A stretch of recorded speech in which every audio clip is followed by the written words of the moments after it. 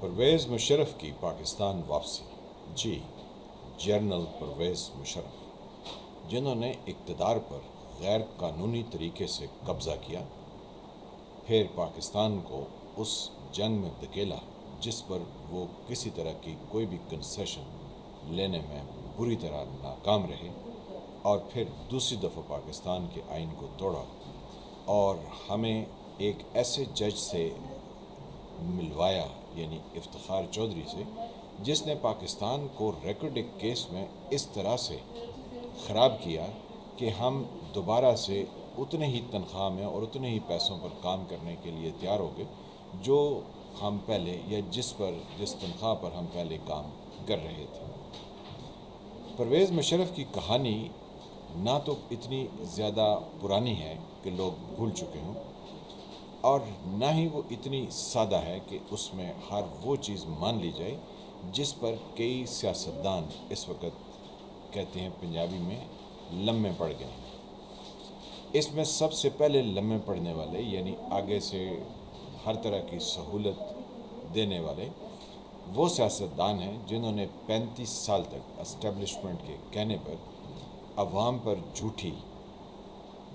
انا اور جھوٹی تسکین کے لیے حکومت کی، اور اپنے آپ کو کوئی بہت زیادہ بڑا افلاطون ثابت کرنے کی کوشش کرتے رہے. جی ہاں، میری مراد نواز شریف صاحب سے.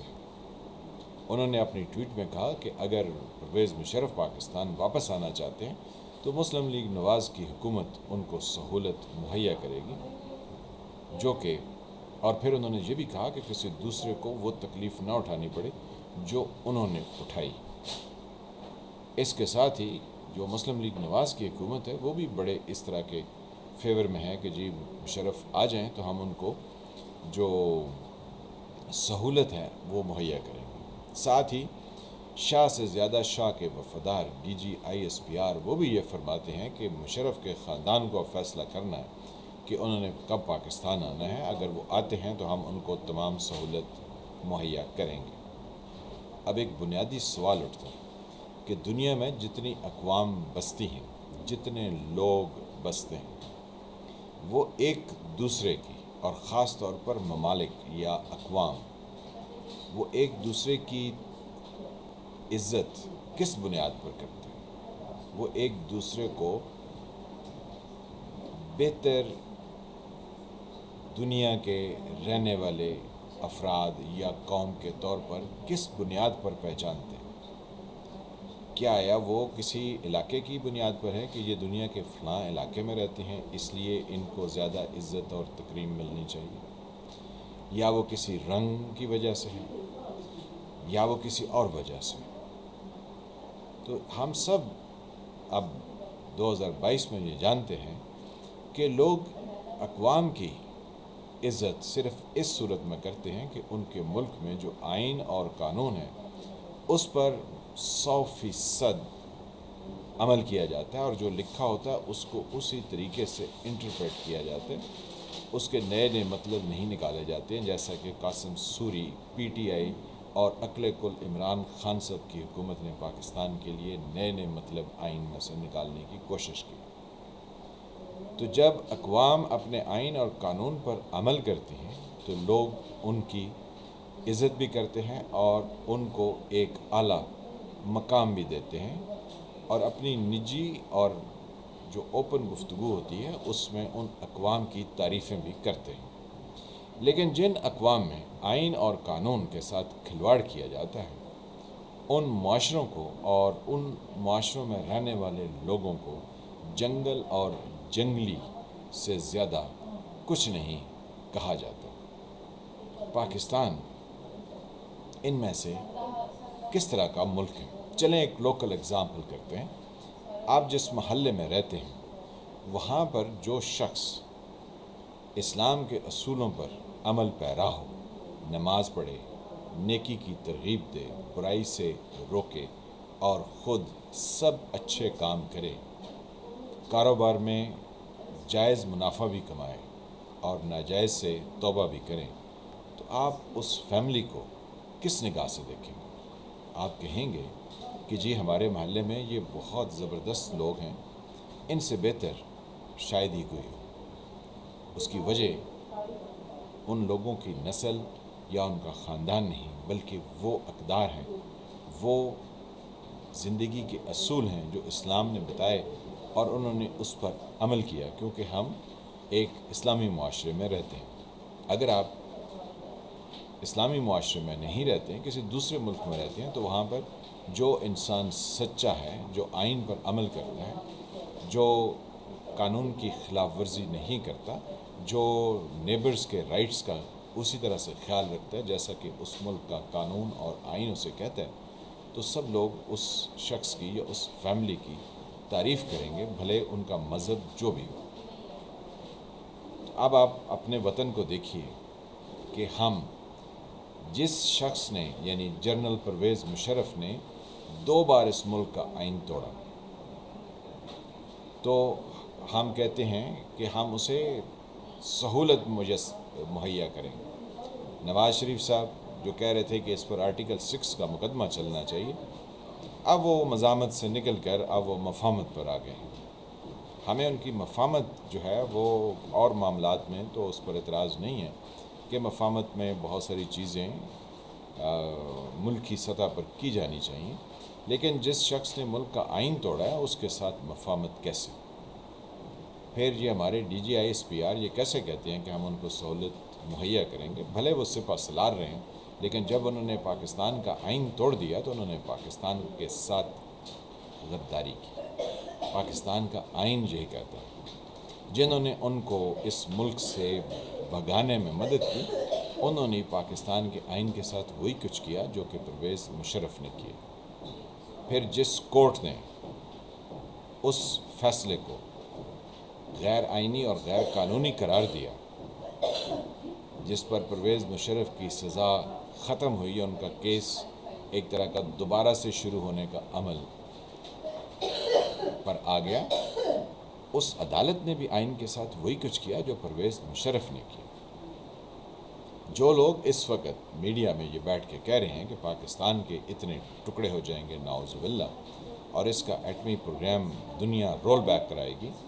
اور اس کی فوج جو ہے وہ ایسے ایسے ہو جائے گی، تو اگر آپ آئین پر عمل نہیں کریں گے، آپ لوگوں کو معاف کریں گے۔ فرض کریں کسی نے کسی کا قتل کر دیا، اب قاتل جب پکڑا گیا تو آپ کو پتہ چلا اس کے تو بہت چھوٹے چھوٹے معصوم بچے ہیں، تو آپ یہ کہیں اب تو اس کو معاف کر دینا چاہیے کیونکہ اس کے بچے بہت چھوٹے ہیں، ہمیں اس پر ترس آ گیا۔ تو ایسا ہو نہیں سکتا ہے کیونکہ اسٹیٹ کے پاس کوئی ایسا اختیار نہیں ہے کہ وہ ایسے قاتل کو معاف کر دے۔ ہاں، جن کا قتل ہوا ہے اگر وہ چاہیں تو وہ اس کے بارے میں فیصلہ کر سکتے ہیں۔ تو یہ تو 25 کروڑ انسانوں کا ملک ہے، یہاں پر D G I S P R یا آرمی چیف یا کوئی دوسرا جنرل کون ہوتا ہے مشرف کو معاف کرنے والا؟ اور یہ حکومت یہ کس طرح سے معاف کر سکتی ہے؟ پاکستان کے آئین کو جب تک بالادستی نہیں دی جائے گی اور آئین کو ہی مقدم نہیں سمجھا جائے گا، پاکستان کی سالمیت پر شدید اور خطرناک سوال اٹھتے رہیں گے۔ جو لوگ اس معاملے کو رفع دفع کر کے ان کو ایک اسٹیٹ جو ہے وہ سہولت یعنی قومی سطح کی سہولت دینے کے متمنی ہیں، وہ بنیادی طور پر ان والدین کی طرح ہیں جن کے بچے چوری چکاری کر لیں تو وہ ان کو پیار محبت سے گھر لے جائیں اور ان کو رات کو دودھ پلا کے سلا دیں، تو جب وہ بڑے ہوں گے تو وہ ڈاکو اور رازن بنیں گے۔ تو جو لوگ مشرف کو اس طرح معاف کر رہے ہیں وہ پاکستان کے لیے ڈاکو اور رازن کے راستے ہموار کر رہے ہیں، اور جو لوگ آئین اور قانون پر عمل کرنے والے ہیں ان کے لیے وہ کانٹے بچھا رہے ہیں۔ معاشرے اسی صورت زندہ رہتے ہیں، اسی صورت ترقی پاتے ہیں کہ اگر وہاں آئین اور قانون پر عمل کیا جائے۔ اگر آئین اور قانون پر آپ عمل نہیں کریں گے تو آپ کسی طرح کی سالمیت اور کسی طرح کی سوورنٹی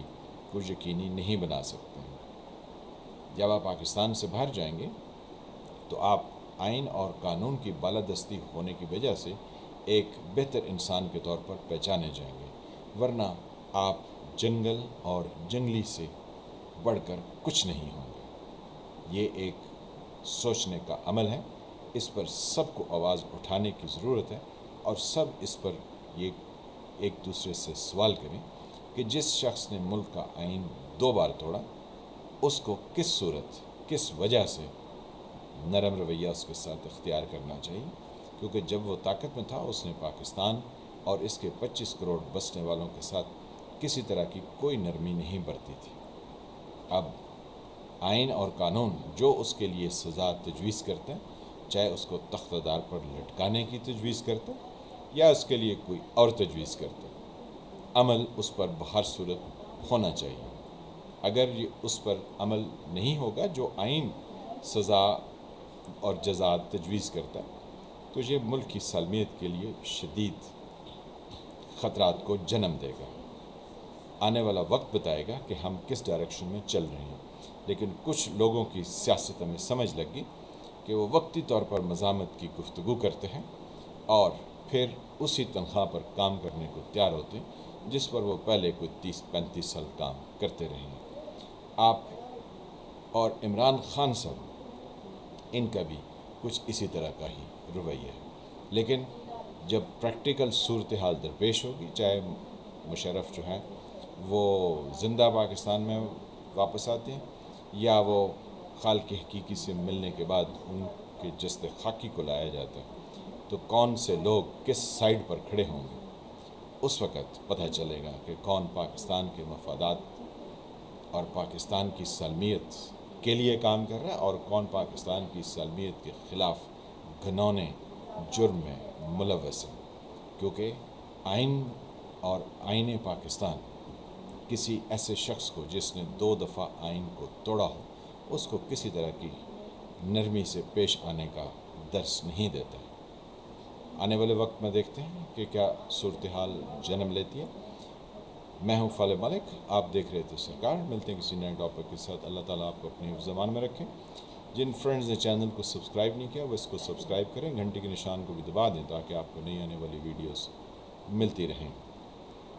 ویڈیو کو لائک کریں، شیئر کریں، کمنٹ کریں۔ ملتے ہیں کسی نئے ٹاپک کے ساتھ، تب تک کے لیے خدا حافظ۔